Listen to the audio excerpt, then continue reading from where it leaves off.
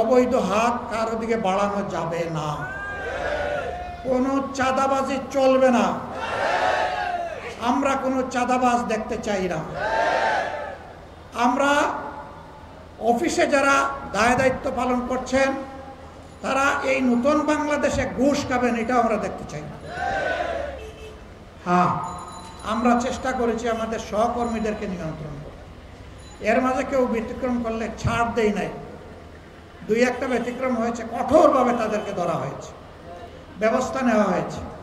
কিন্তু আলহামদুলিল্লাহ বাংলাদেশের আপামর জনতা সাক্ষী যে আজ বাংলাদেশ জামাতে ইসলামী চাঁদাবাজ দল হিসাবে কুপরিচিতি লাভ করে না,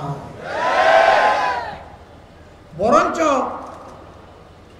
নিরীহ জনগণের পাশে, ব্যবসায়ীদের পাশে দাঁড়াতে গিয়ে, ফুটপাতের আমার ক্ষুদ্র হকার ব্যবসায়ী ভাইদের পাশে দাঁড়াতে গিয়ে বহু জায়গায় আমাদের মানুষ সন্ত্রাসীদের হাতে, চাঁদাবাজদের হাতে আহত হয়েছে।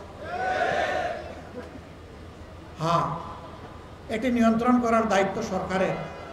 আমরা তো সরকারের কেউ না, আমরা সরকারকে দাবি জানিয়েছি, কিন্তু এই সরকার কিছুই করতে পারেনি।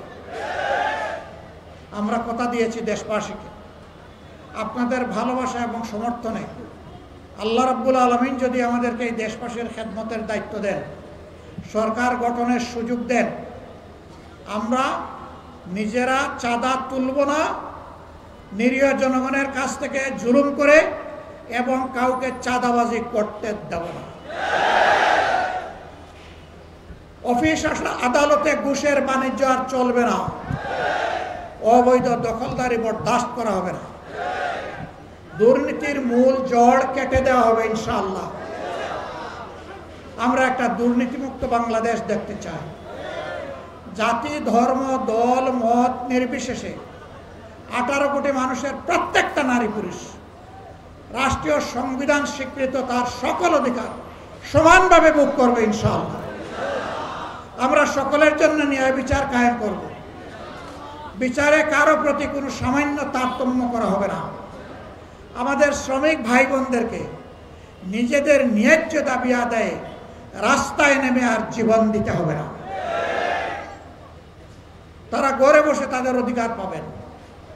শ্রমিকরা যদি তাদের শ্রমের ন্যায্য মূল্যায়ন পায় তাহলে মালিকরাই উপকৃত হবেন। তখন তারা সন্তুষ্টির সাথে পূর্ণ যোগ্যতা উজাড় করে তারা তখন কলকারখানার গতি বাড়িয়ে দেবে। এতে মালিকরাই উপকৃত হবে। শ্রমিক টকাইয়া কোনো মালিক বাঁচবেন না। শ্রমিক মরলে আপনার ইন্ডাস্ট্রি বা কারখানারও মৃত্যু হতে বাধ্য। আমরা এখানে শ্রমিক মালিক সংঘাত চাই না। আমরা চাই শ্রমিক মালিক পরস্পরের সহযোগী, পরস্পরের ভাই। আমরা এই সহমর্মিতা, সহযোগিতার ভাবটাই আমরা এখানে স্থির করতে চাই।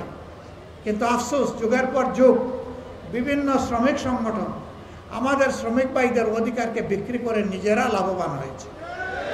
শ্রমিকদের ন্যায্য কোনো দাবি তারা আদায় করে নাই। শ্রমিকরা পথে পথে কষ্ট করেছে, জীবন দিয়েছে, পঙ্গু হয়েছে, চাকরি হারা হয়েছে, লাভবান হয়েছেন নেতারা।